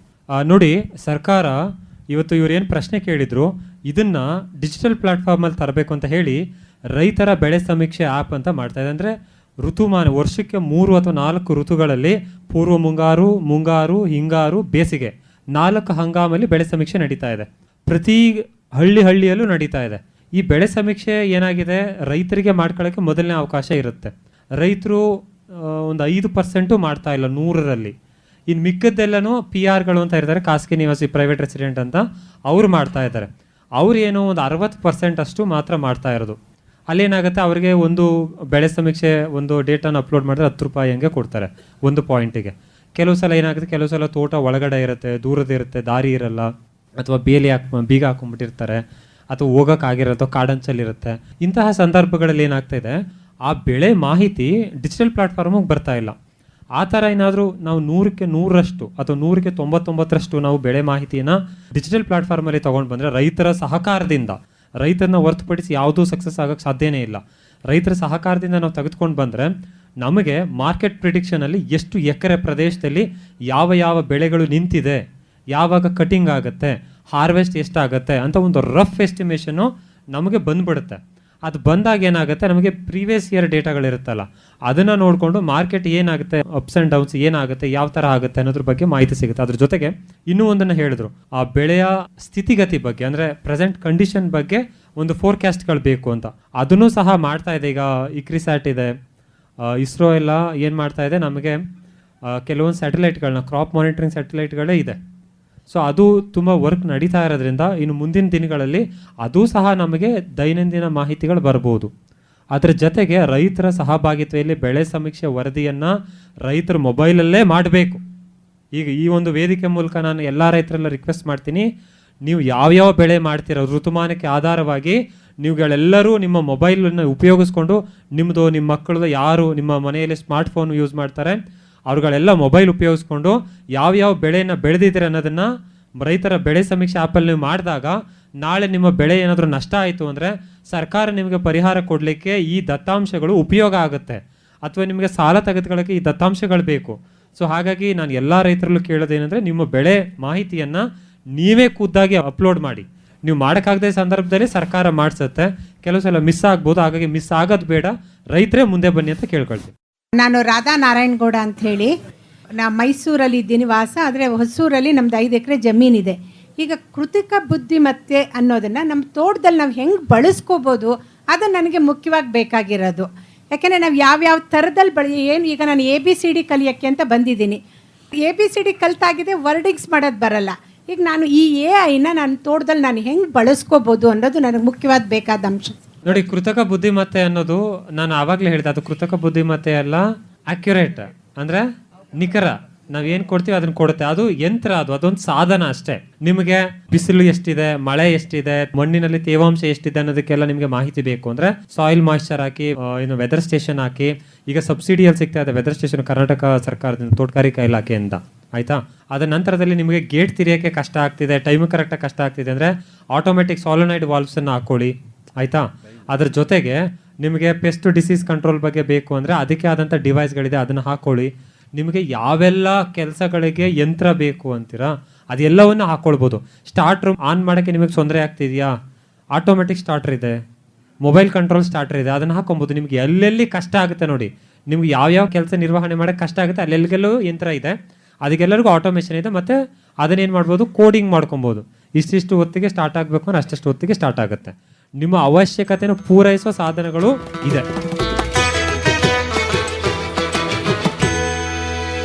ಇದುವರೆಗೆ ರೇಡಿಯೋ ಕಿಸಾನ್ ದಿನದ ಸಂದರ್ಭದಲ್ಲಿ ಗುಂಡ್ಲುಪೇಟೆ ತಾಲೂಕು ಶಿವಪುರ ಗ್ರಾಮದ ಪ್ರಗತಿಪರ ಕೃಷಿಕರಾದ ಎಸ್ಎಂ ನಾಗಾರ್ಜುನ ಕುಮಾರ್ ಅವರ ತೋಟಗಾರಿಕಾ ಬೆಳೆಗಳ ಉತ್ಪಾದನೆಯಲ್ಲಿ ಕೃತಕ ಬುದ್ಧಿಮತ್ತೆ ಬಳಕೆ ಕುರಿತ ವಿಚಾರ ಮಂಡನೆಯ ಆಯ್ದ ಅವತರಣಿಕೆಗಳನ್ನು ಕೇಳಿದಿರಿ.